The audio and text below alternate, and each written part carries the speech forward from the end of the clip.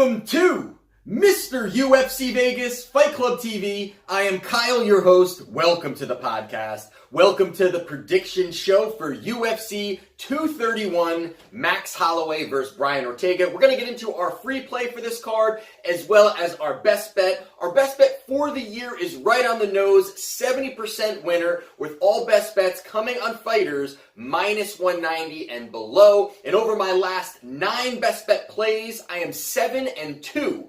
And over those 7 wins, 4 of those wins have come on underdog fighters. So we're talking anywhere from plus 115 to plus 130. So we're giving you a lot of value here. We're not looking for the fighters. We're not talking about, I do see some YouTubers out there. They're keeping records and padding the record by, giving you fighters who are minus 600, minus 700. I mean, if you needed to subscribe to a channel that tells you to bet, Daniel Cormier over Derek Lewis, hey, so be it. But before we get into all of that, do not forget to subscribe, head kick the bell icon, get involved with Fight Club TV. It's a growing UFC and gambling channel all in one spot. So, here we are, UFC 231. Very excited about this main event. I mean, this is a main event that is really going to be the upper echelon of mixed martial arts. I mean, you've got Brian Ortega, who just continues to evolve his striking and just vicious on the ground. Max Holloway, who is just exceptionally well-rounded, and both of these guys being in their prime is going to be something very extraordinary to see in this main event. So very excited to take a look at that. There's some other fights that I do like on this card as well. I definitely am interested in the fight between Thiago Santos and Jimmy Manuwa. I think that's a great fight. I think that's going to be a high-level striking fight. Here and though, when you take a look at that fight, though, you've got, Thiago Santos, who is, definitely starting to creep up in the odds. He's minus 200, minus 220. Manuwa, somewhere around the plus 180 range. And I do like Santos in this fight. I'm just not sure if I'm willing to lay that kind of juice on it. I probably will have that in a parlay. I do like Santos and his skill set and what he can do. I think it's going to be a fantastic fight to watch in general. But let's get into the free play for this card. The free play will be on the fight between Eric Anders and Elias Teodoro. This fight here, you've got Anders is a plus 115, and you've got Elias Teodoro at minus 135. So shop it around. That's roughly where the odds are right now. Now, taking a look at this fight, I always like to look for some value in here, and I always like to take a look when I'm going back in there and I'm looking at footage and I'm really starting to dive into it. I always like to really see what are the paths to victory. What have they done in the past? Are they elevating? Are they declining? What's really happening here? So when I took a look at these guys over the last couple days, really doing some research on this fight, and again, and just to remind everybody, when I take a look at my allotted money per event, 80% per event is on my best bet play. Anywhere from 15 to 20% is on my free play, and also mixing in some parlay opportunities. So just letting you guys know, because again, I always have a little bit of exposure on my free play, but I'm always going to have the majority of my money is going to be on my best bet play. So we're taking a look now, and the first thing you're going to see here is Eric Anders is 11-2. You've got the Elias Teodoro, who is 15-2. And take a look at what they, overall at their skill sets. I mean, the thing that you look at Teodoro is, he's very active fighter. He throws a lot of combinations from the outside, and that's kind of been his way that he's been able to get these decision victories, is he just stays active, throws combinations, nice kicks, pushes forward a lot, and always looking to angle, always trying to look and move around the cage. And I think that's the way that he's been able to go out there, and he's been able to beat some decent fighters doing that, just pushing the pace, pushing the activity. And one fight that I thought was something interesting to take a look at was his fight against Daniel Kelly. Now, Daniel Kelly is older. He, is a journeyman within the UFC. And you take a look at this kind of guy who is a pressure fighter. It likes to push forward, likes to really push the pace a little bit. And he's not very technical. He's more of the brawler kind of guy. So you're not really going to see flashy footwork from him. He's just going to push forward. And the thing that was a telling sign to me in this fight was the fact that Elias really wants to have that space. He really wants to be able to work his kicks, work his combinations from the outside, and Kelly was pushing it. Although Kelly is nowhere when you look at technical skills, but he had the opportunity where he was really tiring out Elias. He was really pushing Elias, and Elias continued to circle, and the pressure kept coming. And when you take a look at the fight or who he's facing in Eric Anders, I think there's a lot to be said about that. I think there's a lot to be said about that because you definitely see Elias Teodoro wants the opportunity to have the space. So you take a look at his last 3 fights. His last fight was against Trevor Smith, who is nothing spectacular there. He was able to work, Elias was able to work his way to a decision victory. Then you've got the fight before that was against Daniel Kelly, a very close fight. Kelly did lose the decision victory. Elias got the W there. But I think there was a lot of little nuggets that you could take away going into what's about to happen with Eric Anders. And then you've got against Brad Tavares. It was kind of a sloppy fight, but Brad Tavares tried to push the pace a little bit, tried to smother him, tried to get in tight with him. Although he didn't have the activity as much as I think that he should have had when you're really pressing up against someone like Elias.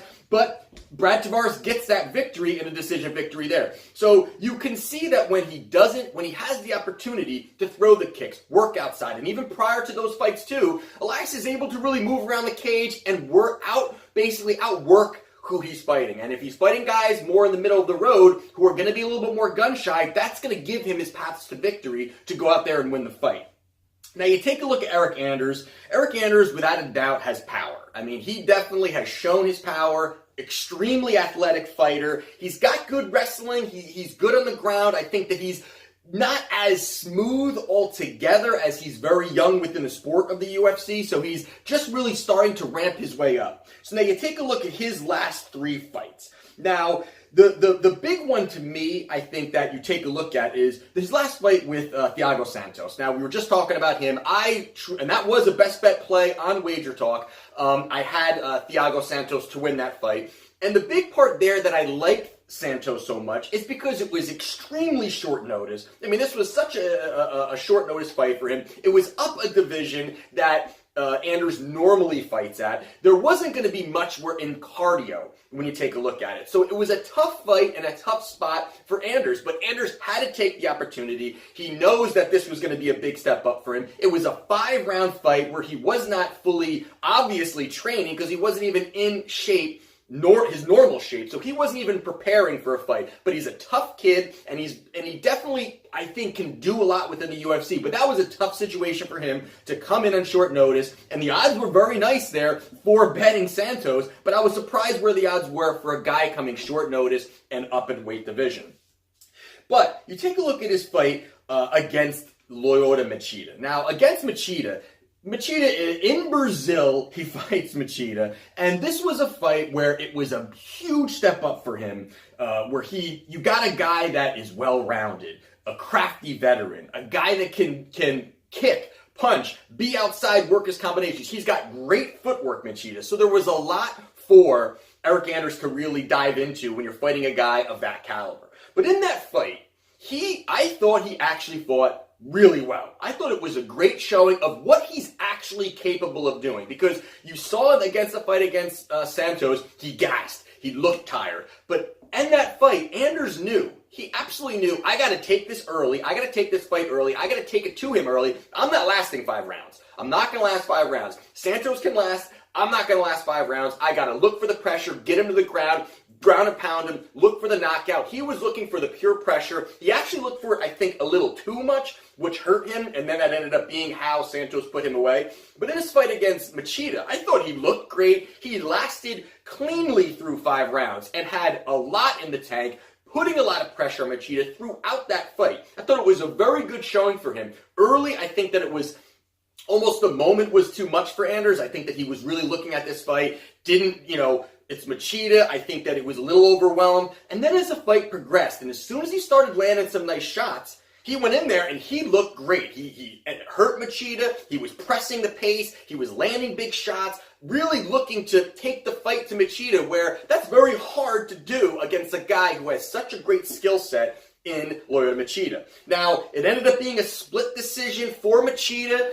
Tough fight. I mean, you could definitely, arguably, some people are giving it to, Anders, but it's in Brazil. The decision went the other way. And that was the way it went for Lyoto Machida to get that victory over Eric Anders. But I thought that was a very, very great experience for a guy like Eric Anders who has not really faced that competition level and then jumped into the deep end of the pool against Machida. Did great, split decision loss, but I mean that win, if he had gotten that win, that would really have pushed him a little further, which I don't know where he would have been if he really started creeping up to those next levels in that division, but I thought it was a good showing for him overall. And then you've got the fight against Tim Williams. Now this was a fight, Tim Williams is another veteran, tough guy, big for the division, although Anders is big for the division as well. But big for the division, tough. And I think in this one here, Tim Williams has ground game. He has the opportunity to take you to the ground. It's very, he is a little bit well-rounded, I should say, and not the greatest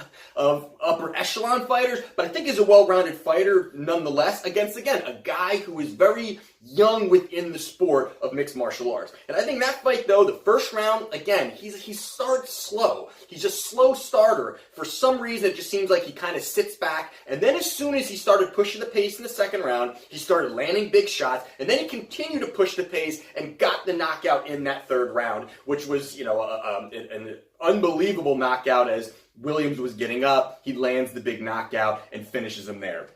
So when you take a look at all that, and you really piece it together, now I really like the way that Eric Anders fights and what he could do and his paths to victory here. I think that in a 3-round fight, in a fight that he's going to look to bring the fight to Elias. I don't think that he's going to be standing outside and looking to work the 1-2 and circle. I think he's going to push very hard, and I think the fight against Daniel Kelly really shows that there is an opportunity, and then even with the fight with Brad Tavares, shows that if he pushes the pace a little bit and you get in tight, that's not really where Elias likes to be. He definitely has had there's been spots where he's taken his opponent to the ground or that kind of thing, but I think the strength, I think that the power, I think that the wrestling is really going to be the difference maker for Anders to go in there and get this victory. I really like what he can do here. I think the price is not bad at plus 115. And again, if he went out there and beat Machida, and which was a very close fight. It wasn't like he got knocked out. It was a very close fight